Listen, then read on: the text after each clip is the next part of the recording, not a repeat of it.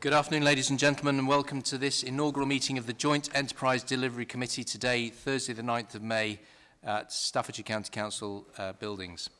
The first item on the agenda is the appointment of chairperson. Do I have any nominations for the appointment of chairperson? I nominate yourself, Councillor White.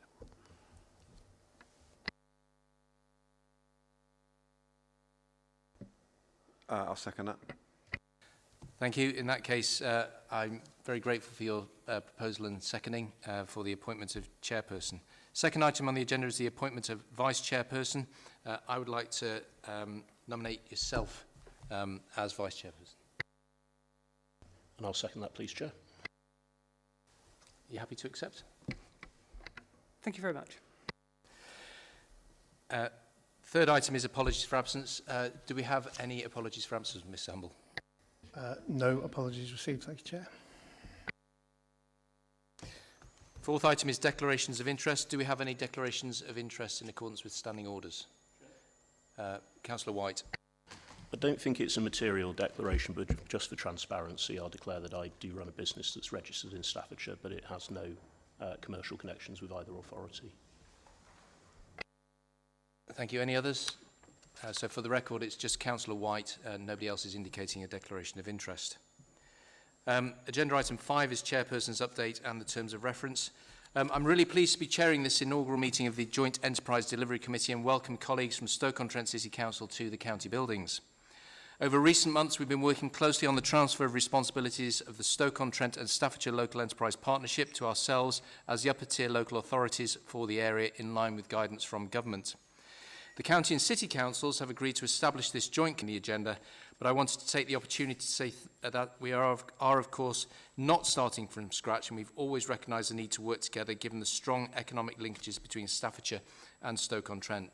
It would be remiss of me not to thank the Local Enterprise Partnership team and those who've given their time over since 2010, 2011 to delivering on behalf of the County of Staffordshire and the City of Stoke-on-Trent much of the economic agenda and overseeing some really, really great work. So thank you to those people who participated in whatever way they did in the Local Enterprise Partnership.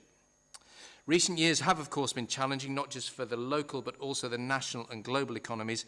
And despite this, there are now 75,000 more jobs in Staffordshire and Stoke-on-Trent than there were in 2010. 75,000 more jobs.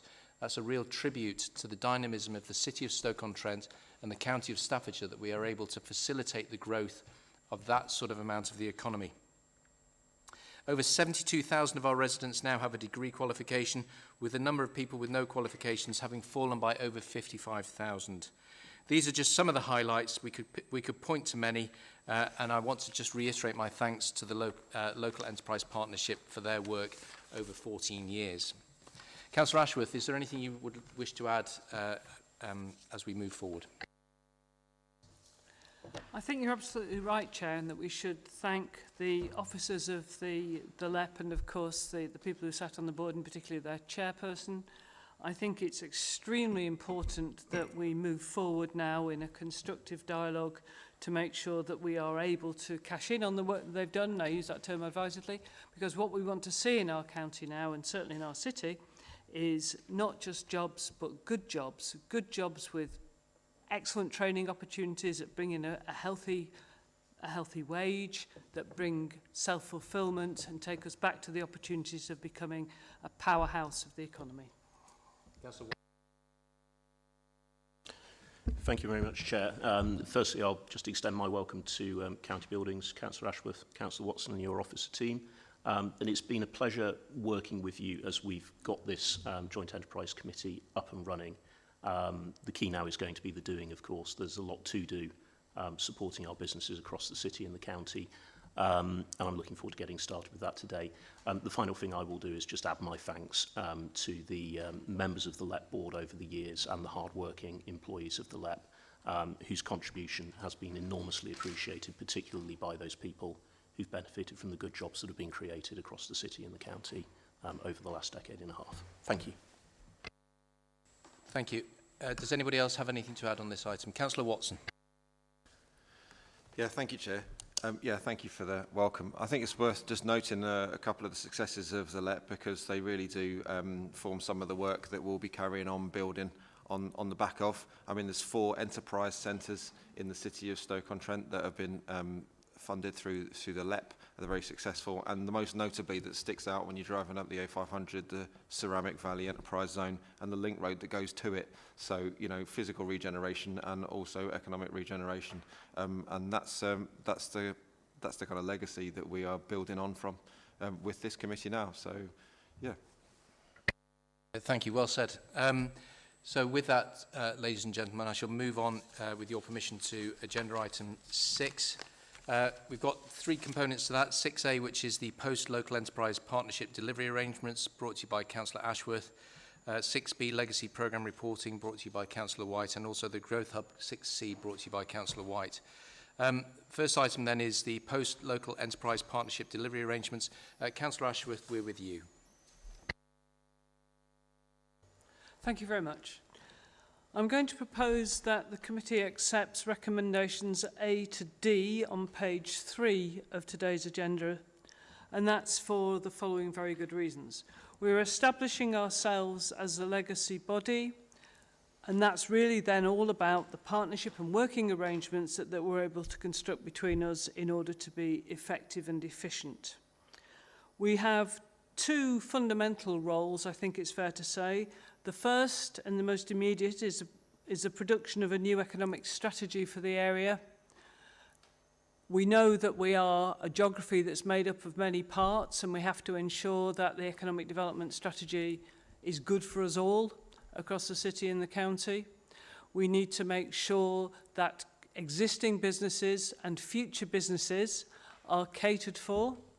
We need to be able to scan the horizon of what new technology will bring to us, and particularly green technology. And we need to do that in the spirit of open hands and open minds, so that we can find ways to drive together to find a route to making ourselves a more productive, profitable and richer city and county. So that's the first task, the completion of the economic strategy. As part of that, but also more long-lasting than that, is to ensure that we get a proper voice for business around our table and beyond our table, in the sense of our consultation, the people we listen to, the people we talk to. And that's the current agencies that support businesses, and it's, of course, most critically, businesses themselves.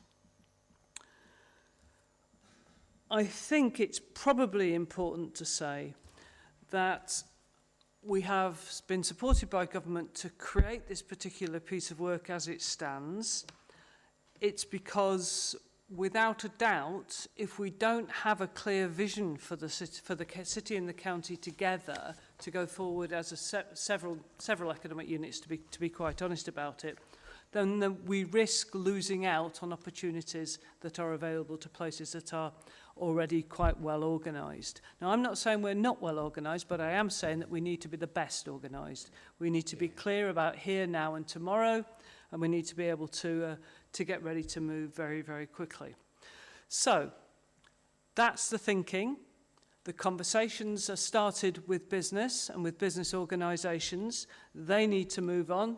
Ditto consultation with our entrepreneurs and our universities and so on and so forth. But also, at the same time, there's another piece of work that's quite important to think about. The government guidance is quite clear that the ending of the LEPs meant that monies and projects that the LEPs were managing have to remain within the public sector. And so this is the body that will manage those projects and those accounts. The accountable body will be Staffordshire County Council. It's best positioned to look after that administration, but the decisions will fall to this committee in our conversations with the business sector across the county. So I move the recommendations A to D on page 3, as I said before, and I hope that everyone can agree with that, Chair. Councillor Watson, any comments? I would just reiterate what's been said, and looking forward to getting my shoulder behind it and really power it on to the next stage. I think in terms of in terms of the next stage, it's good to see that we've got 2 years funding in place. And I think that really gives a great optimism and a great opportunity for the next steps to get some good people in place and get some good results for Stoke-on-Trent and Staffordshire. Councillor White? Yeah, thank you, Chair. So I'd echo that. I think the thing that's always clear when you speak to business owners is that they're not really concerned whether they sit within the city of Stoke-on-Trent or the county of Staffordshire. Almost all of the businesses, certainly in the north of the county, will have employees who live in both. Our interests are tied by geography, and our responsibility is to work together. The thing that I would say, just re-emphasising the point that I made a moment ago, is the thing that's really pleasing is that we're really working together in that spirit of partnership on jointly developing this. You know, the change from the LEP to this arrangement was one that was made for us by government, but I think the way that we're embracing it as the people of Staffordshire is really a pleasure to be part of, because we're really seizing the opportunities that are coming with this. Thank you. Thank you, Councillor Ashworth. Members of the committee, you've heard the recommendations. All those in favour? Agreed. For the record, that is unanimous.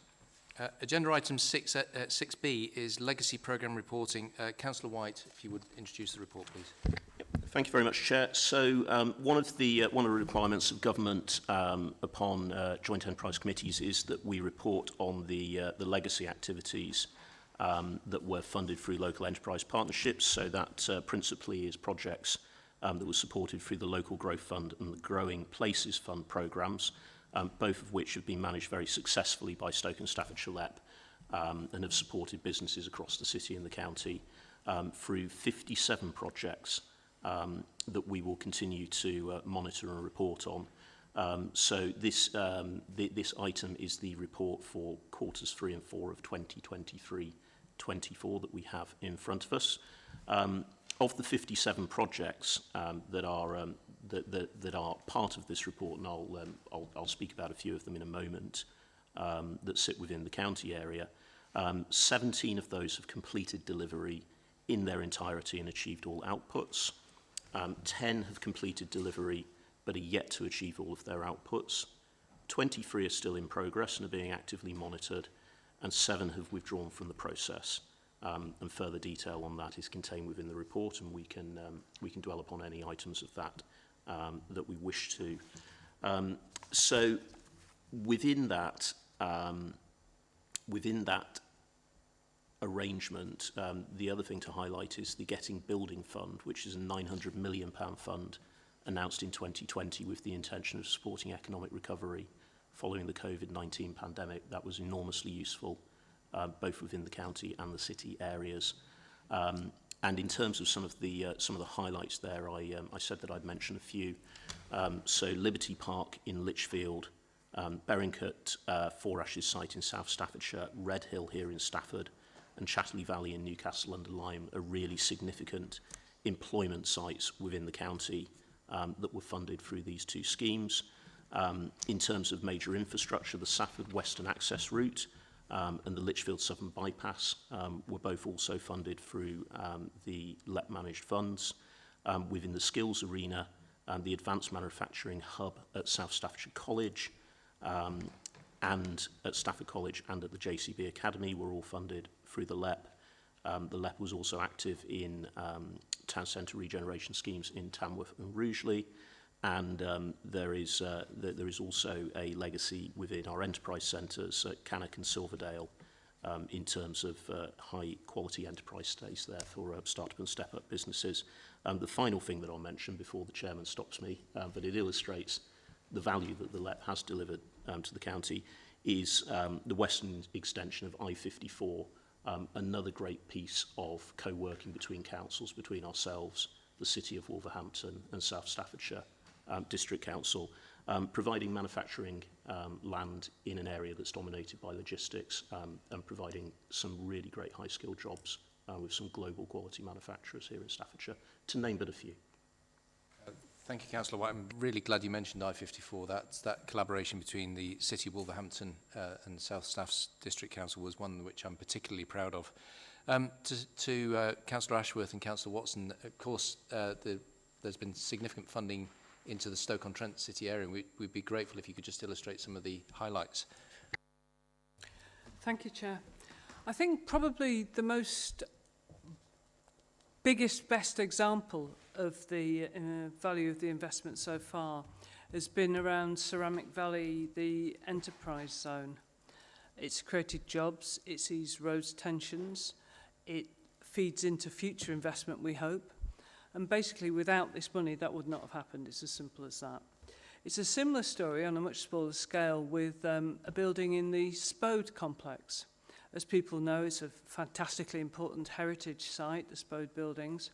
And this money was able to regenerate building number 5, which may not have much meanings to people, but if we hadn't been able to do number 5, then we wouldn't have been able to develop some of the other business units in the restaurant, and we wouldn't have been in a position where we can now talk to all the businesses on site, as well as the neighbourhood, about really developing that Spode site as an interesting cultural and employment centre for the town of Stoke and the city of Stoke-on-Trent.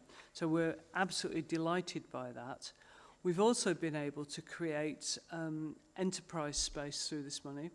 We are short of small businesses in our city, and it's really very much our job to do whatever we can to build them up, to support them and make them transition from being micro businesses to bigger businesses to step-up businesses. And again, without this investment, we wouldn't have been able to do that. So it's important that we keep this going. It's important that we continue to make sensible, mature decisions that are based on proper perspectives and proper conversations, and I'm sure we can do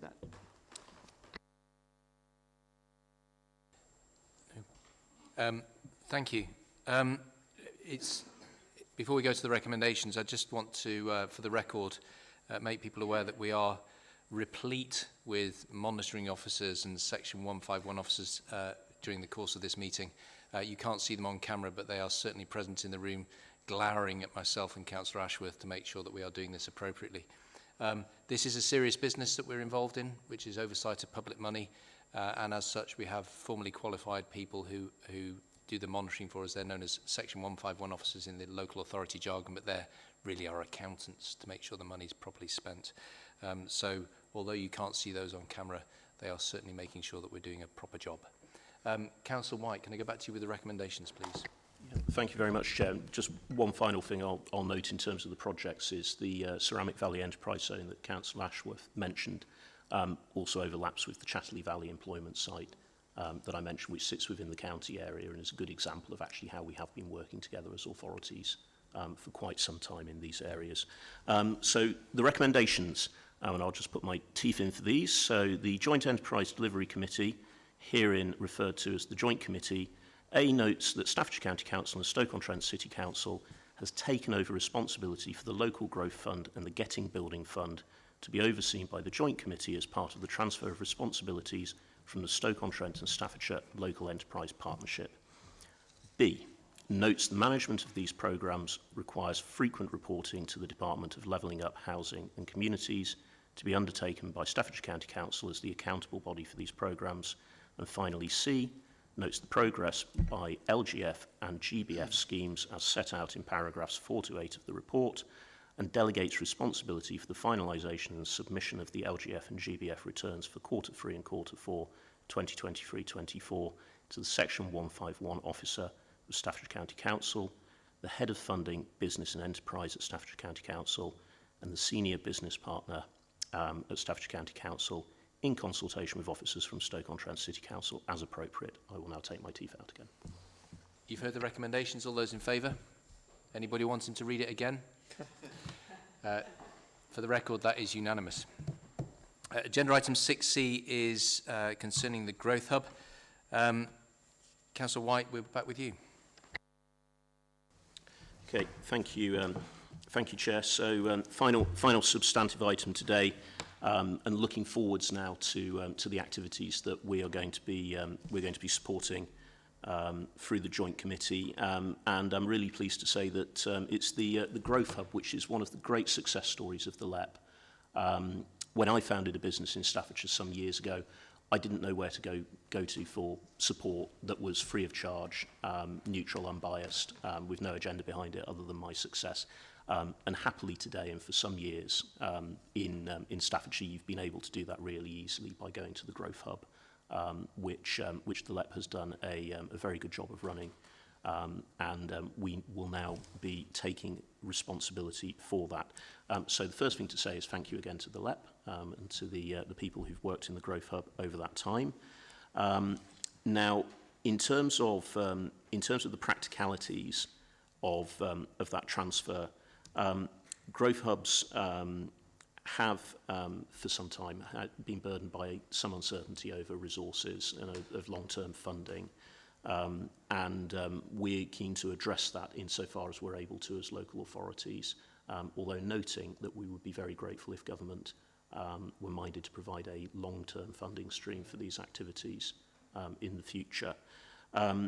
So ultimately that decision does not vest here, but what we are able to do is to utilise some of the funding from the LEP together with some short-term funding from government to support the delivery of the Growth Hub up until March 2025, and that's £300,000 of funding from government. Both authorities have already agreed to ring-fence similar amount of funding from LEP reserves to act as a contingency for funding in future years, which allows us to operate the Growth Hub on a 2-year rolling basis.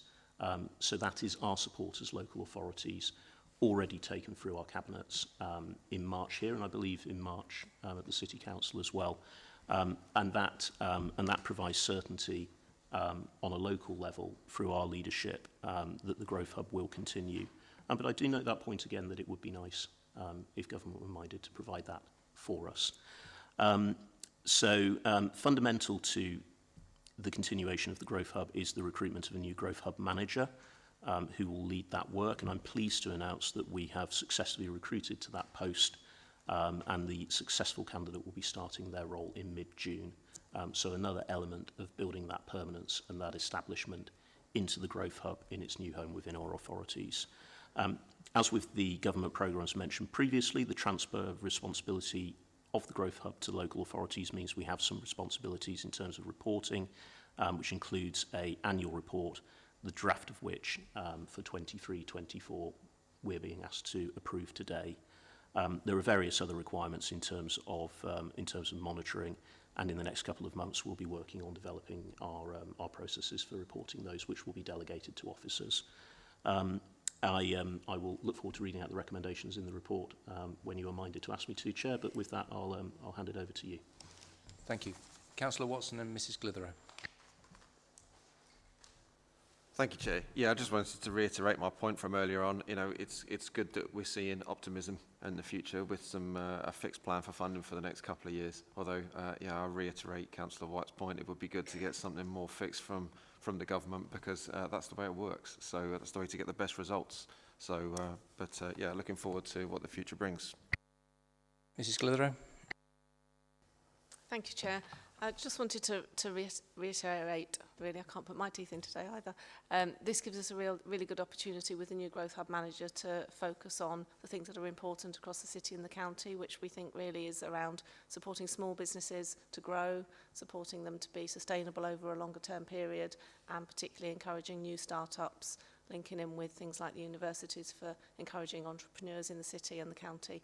So it's a really sort of building on the legacy from before, but actually a bold sort of way forward in terms of providing the signposting and advice and support for all of those businesses that want to make a success and create more jobs for the future.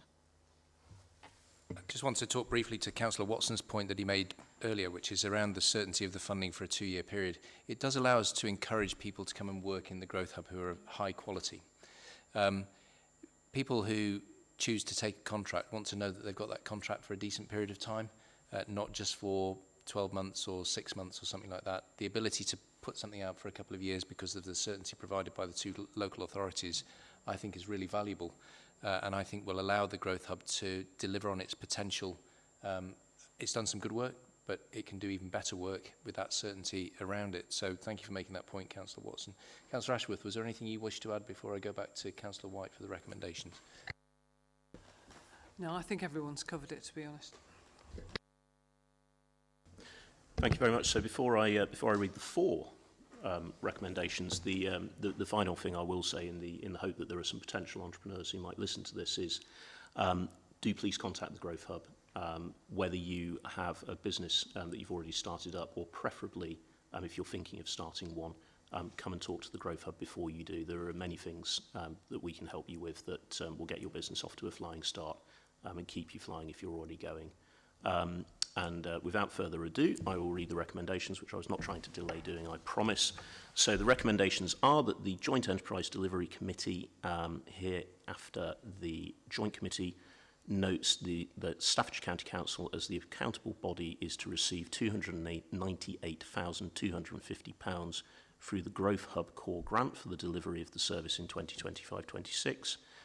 B notes that SCC and Stoke-on-Trent City Council have also agreed to ring-fence £298,250 of reserves transferred from the Stoke-on-Trent and Staffordshire Local Enterprise Partnership to be held as a contingency for the operation of the Growth Hub, allowing an additional year to be funded should the government grant not be available for 2025-26 or any subsequent year.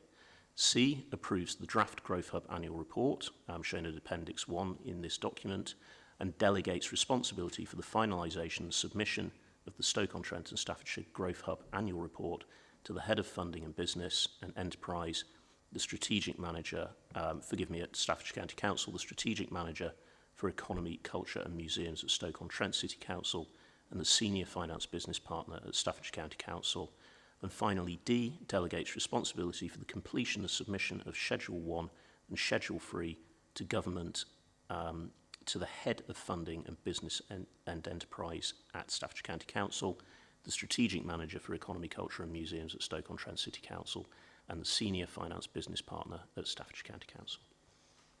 The final part of that recommendation was a real teaser, wasn't it? You've heard the recommendations. All those in favour? For the record, that is unanimous. Agenda item 7 is the dates of the next meeting. The next meeting will be held on Thursday, the 28th of November 2024 at 3 p.m. in Stoke-on-Trent City Council. For those watching online, you'll need to book tickets for seats, because if this meeting's anything to go by, it's going to be quite hard to get in. And with that, ladies and gentlemen, the meeting is concluded.